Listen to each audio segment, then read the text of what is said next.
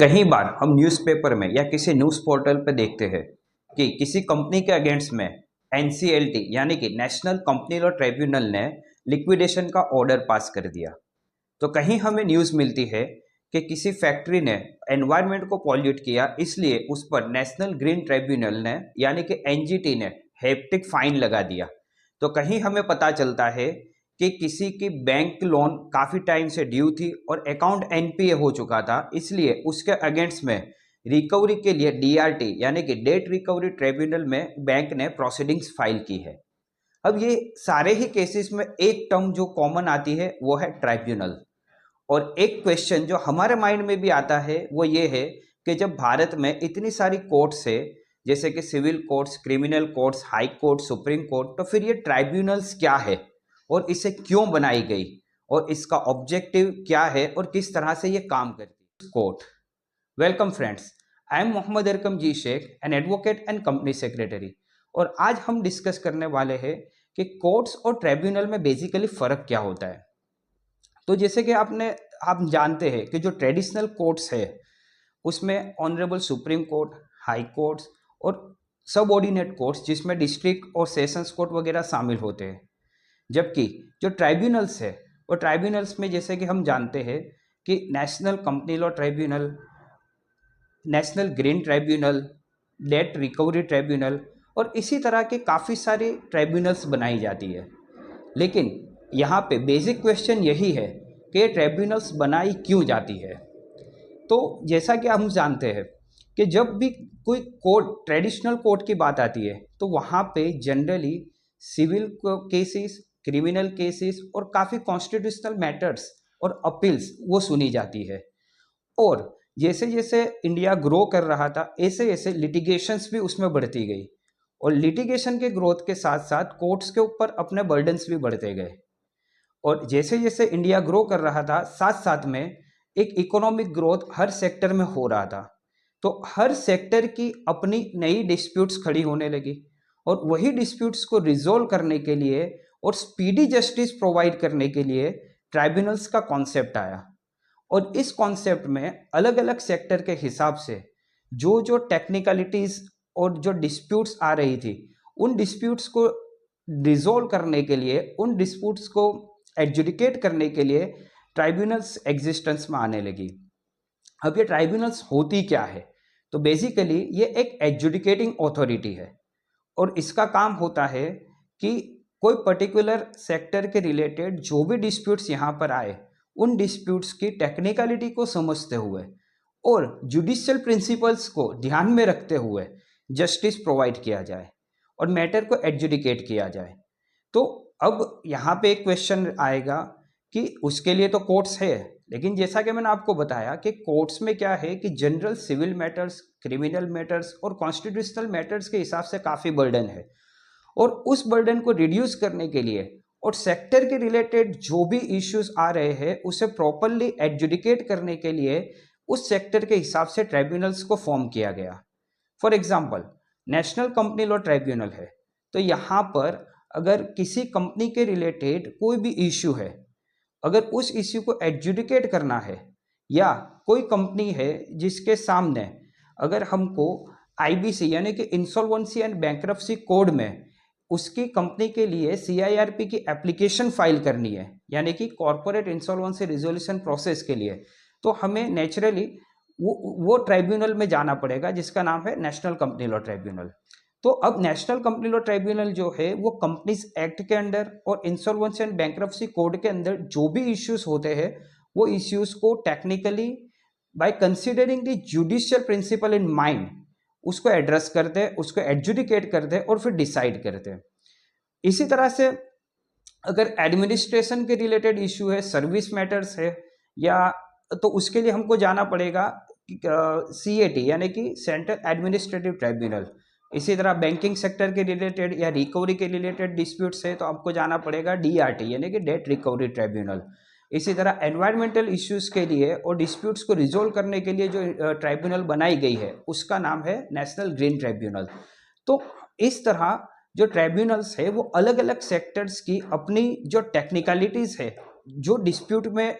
Dispute है उसको address करने के लिए अलग से फोरम बनाई गई, और जिसका अगर हम नॉमेनक्लेचर देखें, यानी कि उसका हम स्ट्रक्चर या उसका फॉर्म देखें, तो वो एक कोर्ट की ही तरह काम करता है, लेकिन फर्क सिर्फ इतना है कि वो एक स्पेशलाइज सेक्टर के इश्यूज को डील करता है, जबकि जो कोर्ट्स है वो कोर्ट्स में जनरल सिविल इश्यूज भी आएंगे, क्रिमिनल केसेस भी आएंगे, कॉन्स्टिट्यूशनल केसेस भी आएंगे, और इसी तरह से काफ़ी सारे ऐसे केसेस आएंगे जिसके लिए कोई स्पेशलाइज्ड कोर्ट नहीं बनाई गई है। तो अब एक क्वेश्चन आएगा, तो क्या ट्रिब्यूनल्स ने कोर्ट को सब्स्टिट्यूट कर दिया है? तो उसका जवाब है नहीं, बिकॉज अभी भी जो हाई कोर्ट्स है या सुप्रीम कोर्ट है, ऑनरेबल सुप्रीम कोर्ट है, इनके पास जो ट्राइब्यूनल का रिव्यू जुरिस्डिक्शन है कि ट्राइब्यूनल कैसे फंक्शन कर रही है, नहीं कर रही है, या जो भी उसके अंदर अगर वायलेशन ऑफ नेचुरल जस्टिस या इस तरह के कोई इश्यूज आ रहे हैं, तो उन इश्यूज को एड्रेस करने का पावर रिट जुरिस्डिक्शन के अंदर अभी भी हाई कोर्ट्स और सुप्रीम कोर्ट के पास है। तो यहाँ से हमें ये पता चला कि जो कॉन्स्टिट्यूशनल कोर्ट है, यानी कि high courts and supreme court, उनका तो अपना जुरिस्डिक्शन इंटैक्ट है। यहाँ पे सिर्फ स्पेशलाइज्ड इश्यूज जो है उनको एड्रेस करने के लिए जो अलग से फॉरम्स या ट्राइब्यूनल्स बनाई गई है, उनका काम यही है कि उस सेक्टर के रिलेटेड जो भी केसेस आए उनको सुनना, एडजुडिकेट करना और जस्टिस प्रोवाइड करना। अब यहाँ पे एक और चीज़ हम समझते हैं कि जब कोई सेक्टर की हम बात करते हैं तो ऑब्वियसली उस सेक्टर के अंदर स्पेशलाइज नॉलेज के लिए भी तो किसी ना किसी की ज़रूरत पड़ती है। तो इसलिए generally, not in all the cases but generally, tribunals में जुडिशियल मेंबर के साथ साथ एक टेक्निकल मेंबर को भी अपॉइंट किया जाता है, और वो टेक्निकल मेंबर जो होते हैं उनके पास उस सेक्टर का एक वाइड और वास्ट एक्सपीरियंस या नॉलेज होता है, तो जनरली उन्हें भी अपॉइंट किया जाता है। और जहाँ पे कुछ टेक्निकलिटीज़ को एड्रेस करना है या समझना है, तो उसमें वो टेक्निकल मेंबर्स के भी अपना ओपिनियन या उनको भी एक राइट होता है या पावर होता है कि वो जो भी लिटिगेंट्स है जो केस लेकर आए हैं उनसे उस सेक्टर के रिलेटेड या जो टेक्निकल क्वेश्चंस है उसे भी वो पूछते हैं और उसे सही तरीके से एडजुडिकेट करते हैं। तो यहाँ पे हमारा ट्राइब्यूनल बनाने का जो कॉन्सेप्ट है वो क्लियर हुआ कि एक स्पेशलाइज्ड फोरम है जिसका काम है कि जो सेक्टर रिलेटेड स्पेशलाइज्ड केसेस आएंगे उन केसेस को सुनना है। और जनरली एक ट्राइब्यूनल्स के पास भी जो सिविल कोर्ट के पास पावर होते हैं उस तरीके के उनको पावर्स दिए जाते हैं, ठीक है। तो वो एक कोर्ट की तरह ही काम करता है, लेकिन वहाँ के जैसे मैंने आपको बताया कि वहाँ जनरल केसेस में आप नहीं जा सकते, स्पेशल केसेस में आपको जाना है। जबकि जो सिविल कोर्ट से या जो दूसरे कोर्ट से, वहाँ पे आप जो भी रेगुलर ट्रेडिशनल लिटिगेशन का काम है उसके लिए आप अप्रोच कर सकते हो। अब यहाँ पे एक क्वेश्चन ये भी आता है कि क्या इंडिया में आने वाले टाइम में जस्टिस का ट्रिब्यूनलाइजेशन होने वाला है, यानी कि क्या वो कोर्ट को सब्स्टिट्यूट कर देगा? तो मैं इसका आंसर आपको एक डिप्लोमेटिक तरीके से देना चाहूँगा कि देखिए, ट्रिब्यूनल्स एग्जिस्टेंस में ही तभी आती है कि जब किसी सेक्टर का ग्रोथ होता है, ग्रोथ के साथ साथ डिस्प्यूट्स बढ़ती है, और वो डिस्प्यूट्स को एड्रेस करने के लिए जब जनरल कोर्ट्स में बर्डन बढ़ जाता है तो ट्रिब्यूनल्स जनरली फॉर्म की जाती है ताकि स्पेशलाइज्ड वे में उस जस्टिस को प्रोवाइड किया जा सके, ठीक है। तो अब एग्जैक्टली इसका ट्रिब्यूनलाइजेशन होगा या नहीं ये मैं नहीं कह सकता, लेकिन हाँ, जैसे जैसे किसी भी सेक्टर में आने वाले टाइम में ग्रोथ होता जाएगा उस हिसाब से उस सेक्टर के रिलेटेड ट्रिब्यूनल्स या फोरम्स को बनाई जा सकती है। नाउ नेक्स्ट क्वेश्चन कि अब हमें एज अ जनरल पब्लिक क्या करना है, या हमें एज अ ऑर्डिनरी सिटीजन हमें इसमें ये हमें क्या करना है जब भी कोई डिस्प्यूट हो। तो सबसे पहले हमें ये देखना है कि जब भी कोई डिस्प्यूट अराइज होती है तो हमें सिविल कोर्ट अप्रोच करने से पहले हमें ये चेक करना है कि क्या इसके रिलेटेड जो भी रेमेडी है वो मुझे किसी ट्राइब्यूनल से मिलेगी। अगर उसका आंसर है यस, तो आपको सिविल कोर्ट में ऑर्डिनरी सिविल सूट या हम जिसे कहते हैं रेगुलर सिविल सूट फाइल करने की जगह उस ट्राइब्यूनल में जाकर अप्रोप्रिएट रेमेडी को एग्जॉस्ट करना चाहिए, अवेल करना चाहिए। उसका रीज़न मैं बताता हूँ, क्योंकि कई बार क्या होता है कि लोग मैं बोल सकता हूँ कि इन हरी वो किसी भी रेमेडी के लिए सिविल सूट फाइल कर देते हैं।